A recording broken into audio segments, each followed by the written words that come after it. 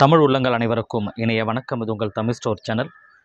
How to prioritize your college அப்படின்றது தான் இன்றைக்கான தலைப்பு. ஸோ ப்ரையாரிட்டைஸ் அப்படின்றது வரிசைப்படுத்துதல். அதாவது நீங்கள் மெடிக்கல் காலேஜில் ஜாயின் பண்ணுறதுக்கு முன்பாக நமக்கு கலந்தாய்வு நடக்கும் பொழுது, கலந்தாய்வு கவுன்சிலிங் ஸ்டார்ட் பண்ணுவாங்க. அந்த கவுன்சிலிங் ஸ்டார்ட் பண்ணும்போது ஒரு குறிப்பிட்ட டயத்தில் வந்து நம்ம காலேஜை ப்ரையாரிட்டைஸ் பண்ணணும். ஸோ அதுதான் ரொம்ப ரொம்ப முக்கியம். இது வந்து இன்னொரு பேர் என்ன சொல்லுவாங்க, சாய்ஸ் ஃபில்லிங் அப்படின்னு சொல்லுவாங்க. இந்த சாய்ஸ் ஃபில்லிங் அப்படின்றது என்ன அப்படின்றது நிறைய பேர், புதிய மாணவர்கள் நிறைய பேர் இருக்கீங்க நம்ம சேனலில். புதிய மாணவர்கள் இந்த சாய்ஸ் டீட்டெயிலை பற்றி கரெக்டாக சொல்லுங்கள், எப்படிலாம் நம்ம வரிசைப்படுத்தலாம், என்னென்ன தவறுகள் நடக்கும், அந்த தவறு நடக்காமல் இருக்கிறது நம்ம என்ன செய்யணும் அப்படின்லாம் நிறைய பேர் கேட்டுட்ருக்கீங்க. ஸோ அதற்கான வீடியோ தான் இது. முதல்ல இந்த வரிசைப்படுத்துதல் அப்படின்றது, அந்த காலேஜை நாம் வந்து வரிசைப்படுத்தி எழுதணும். அதுதான் சாய்ஸ் ஃபில்லிங் அப்படின்னு நமக்கு சொல்கிறாங்க. அப்படின்னா தமிழ்நாடு மெடிக்கல் செலெக்ஷன் கமிட்டியோ அல்லது புதுச்சேரி சென்டாக் மெடிக்கல் கமிட்டியோ வந்து நமக்கு ஃபஸ்ட்டு என்ன பண்ணுவாங்கன்னா, கவுன்சிலிங்குரிய கால்ஃபர் பண்ணுவாங்க. என்னைக்கு நமக்கு கால்ஃபர் பண்ணுவாங்க, நமக்கு அடுத்த மாதம் 6ஆம் தேதிக்கு மேலே தான் கிட்டத்தட்ட வரும், நமக்கு எல்லாமே தெரியும். ஸோ 6ஆம் தேதிக்கு அப்புறம் கன்ஃபார்மாக நம்ம கவுன்சிலிங் கால்ஃபர் பண்ணுவாங்க. அதாவது ஜூலை 6ஆம் தேதிக்கு அப்புறம். ஸோ இந்த நேரங்களில் நாம் என்ன செய்யணும்னா, ஃபஸ்ட்டு அப்ளை பண்ண போகிறீங்க. உங்கள் டாக்குமெண்ட்லாம், தேவையான டாக்குமெண்ட்லாம் ஏற்கனவே நம்ம வீடியோ கொடுத்துருக்கோம். அந்த வீடியோ வச்சு நீங்கள் அப்லோட் பண்ணிவிடுவீங்க. அப்லோட் பண்ணி அப்ளை பண்ணிவிடுவீங்க. எம்பிபிஎஸ்க்கோ அல்லது பிடிஎஸ்க்கோ நீங்கள் அப்ளை பண்ணிவிடுவீங்க. அப்ளை பண்ணதுக்கு அப்புறம் ஒரு குறிப்பிட்ட நேரத்துக்குள்ளே வந்து நமக்கு கவுன்சிலிங்குரிய ஷெட்யூல் இருந்து ரிலீஸ் பண்ணுவாங்க. அந்த கவுன்சிலிங் ஷெட்யூல் ரிலீஸ் பண்ணும்பொழுது எந்த ரேங்க்லேருந்து எந்த ரேங்க்குள்ளே இந்த ஃபஸ்ட்டு கவுன்சிலிங்கில் கலந்துக்கணும், எந்த ரேங்க்கில் செகண்ட் கவுன்சிலிங் அப்படின்னு சொல்லி ஒரு டேட்டு கொடுத்து நமக்கு கவுன்சிலிங்கை நடத்துவாங்க. ஸோ அந்த கவுன்சிலிங் டைமில் திருப்பி ஆன்லைனில் நீங்கள் சிஸ்டத்தை ஓப்பன் பண்ணி பார்ட்டிசிபேட் பண்ணணும். அந்த நேரங்களில் நீங்கள் இந்த காலேஜை ப்ரையாரிட்டைஸ் பண்ணுறது அப்படின்றது செய்யணும். அது என்ன அப்படின்னா, சாய்ஸ் ஃபில் பண்ணுறது. உங்களுக்கு எந்த காலேஜ் வேணும், இன்னும் எவ்வளோ மார்க் எடுக்கிறீங்க, எவ்வளோ மார்க் எடுத்திருக்கீங்க, அந்த காலேஜுக்கு அந்த மதிப்பெண்ணுக்கு எந்த காலேஜ் உங்களுக்கு கிடைக்கும் அப்படின்ற விஷயங்களை நீங்கள் வந்து வரிசைப்படுத்தணும். அந்த வரிசைப்படுத்தணும் அப்படின்றது என்னென்னா, ஃபஸ்ட்டு காலேஜ் எனக்கு வந்து இது வேணும், செகண்ட் காலேஜ் இது வேணும், 3வது காலேஜ் இது வேணும் அப்படின்னா, நீங்கள் எதெல்லாம் கொடுக்குறீங்களோ அதெல்லாம் வந்து எடுத்துக்க மாட்டாங்க. உங்களுக்கு ஃபஸ்ட்டு ஒரு 3 சாய்ஸ் நீங்கள் கொடுக்குறீங்க. 1, 2, 3 அப்படின்னு சொல்லி ஒரு 3 காலேஜ் கொடுக்குறீங்கன்னா, அந்த 3 காலேஜில் எந்த காலேஜ் கிடைச்சாலுமே நான் படிப்பேன் அப்படின்னு சொல்லி நீங்கள் நினைக்கிறீங்கன்னா, அந்த காலேஜை ஃபஸ்ட்டு கொடுத்துக்கணும். அதுக்கப்புறமா இருக்கிற காலேஜ் எல்லாமே கொடுக்கலாம். அதாவது தமிழ்நாட்டை பொறுத்த வரைக்கும் நமக்கு இருக்கிற 36 கவர்மெண்ட் மெடிக்கல் காலேஜுமே சரி, ஒரு பிரைவேட் 21 பிரைவேட் மெடிக்கல் காலேஜுமே சரி, ஒரு செமி கவர்மெண்ட் மெடிக்கல் காலேஜும் இருக்குது. இது எல்லா காலேஜும் நீங்கள் வரிசைப்படுத்தி போட்டுக்கலாம். இப்போ உதாரணத்துக்கு வந்து ஒரு சிலர் வந்து சென்னையில் இருக்கிற காலேஜை ஃபஸ்ட்டு ப்ரிஃபரன்ஸ் கொடுக்குறாங்க அப்படின்னா, சென்னையில் இருக்கிற ஒரு 3 காலேஜோ 4 காலேஜோ ஃபஸ்ட்டு எடுத்தோடனே சாய்ஸ் ஃபில்லில் கொடுத்துட்றாங்க.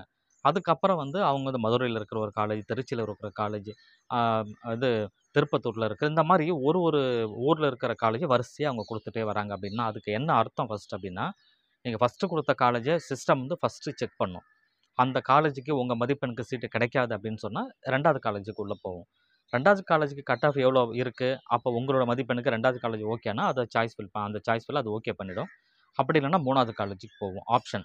அதுவாக சிஸ்டம் ஆட்டோமேட்டிக்காக நீங்கள் என்ன காலேஜை வந்து வரிசைப்படுத்திருக்கீங்களோ அந்த காலேஜ் படி ஒரு காலேஜ் அது மூவ் ஆகிட்டே இருக்கும் உங்களோட மதிப்பெண் அடிப்படையில். அப்போ வந்து பார்த்தீங்கன்னா, அதுக்கு தான் நம்ம என்ன சொல்கிறோம், நீங்கள் கொடுக்குற அந்த சாய்ஸ் ஃபில்லு ரொம்ப ரொம்ப ஜாக்கிரதையாக கொடுக்கணும். எந்த காலேஜ் வேணும்னு நினைக்கிறீங்க அந்த காலேஜெல்லாம் ஃபஸ்ட்டு கொடுத்துருங்க. சில பேருக்கு வந்து பார்த்தீங்கன்னா, ஒருத்தர் வந்து மதுரையில் இருக்கிறாருன்னு வச்சுக்கோங்களேன்.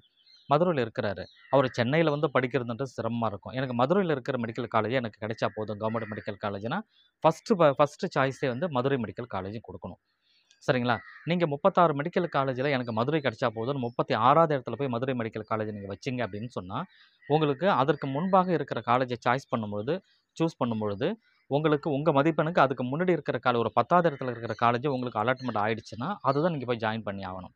ஸோ அதனால தான் என்ன சொல்கிறேன்னா, உங்களுக்கு எந்த காலேஜ் தேவைப்படுதோ அந்த காலேஜை நீங்கள் ஃபஸ்ட்டு கொடுத்துருங்க அப்படின்னு சொல்கிறது. சில பேருக்கு வந்து ஒரு ட்ரீம் காலேஜ், எனக்கு இந்த காலேஜ் தான், நான் ஏற்கனவே சொன்ன மாதிரி தான், மதுரையில் இருக்கிற நபர் மதுரையில் இருக்கிற மெடிக்கல் காலேஜ் எனக்கு கிடைச்சா போதும்னு நினைக்கிறாருன்னா அதை ஃபஸ்ட்டு கொடுத்துக்கோங்க. ரைட்டா?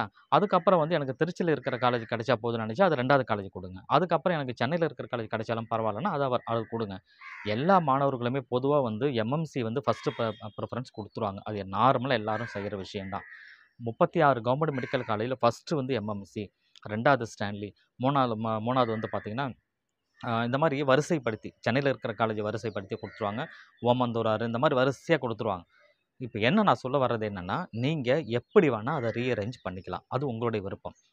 ஆனால் நீங்கள் 36 கவர்மெண்ட் மெடிக்கல் காலேஜும் கொடுத்துக்கலாம், 37வது இடத்துல ஒரு செமி கவர்மெண்ட் மெடிக்கல் காலேஜும் கொடுக்கலாம். அது கேகே நகர் சென்னையில் இருக்கிறது 37வது காலேஜும் கொடுக்கலாம். இது எல்லாமே கவர்மெண்ட் காலேஜ் கிட்ட வந்துடுது கிட்டத்தட்ட. அதுக்கப்புறம் பிரைவேட் மெடிக்கல் காலேஜ் வரிசையில் ஃபஸ்ட்டு பிரைவேட் மெடிக்கல் காலேஜும் எனக்கு வந்து பிஎஸ்ஜி தான் வேணும் அப்படின்னு நினைக்கிறீங்கன்னா, அதை 37வது இடத்துலையும் 38வது இடத்துலையும் பிஎஸ்ஜி கொடுத்துக்கலாம்.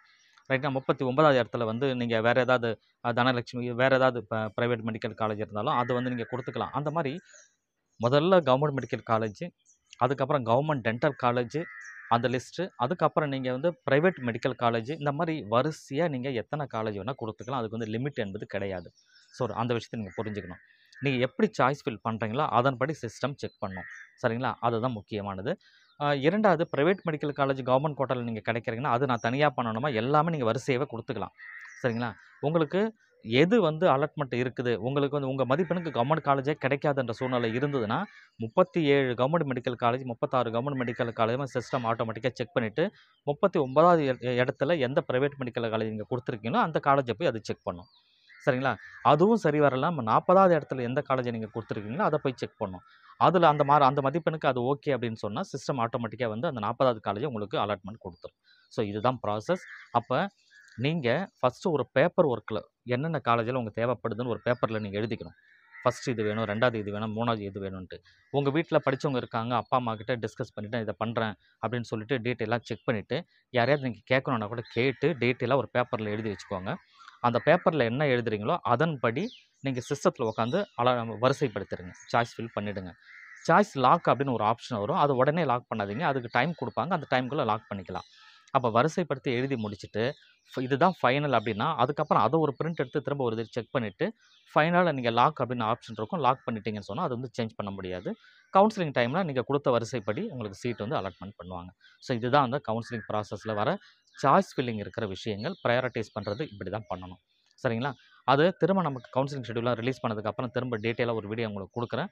அப்போ ரொம்பவே உங்களுக்கு ஹெல்ப்பாக இருக்கும். தேங்க் யூ ஃபார் வாட்சிங். இந்த வீடியோவை ஷேர் பண்ணிக்கோங்க.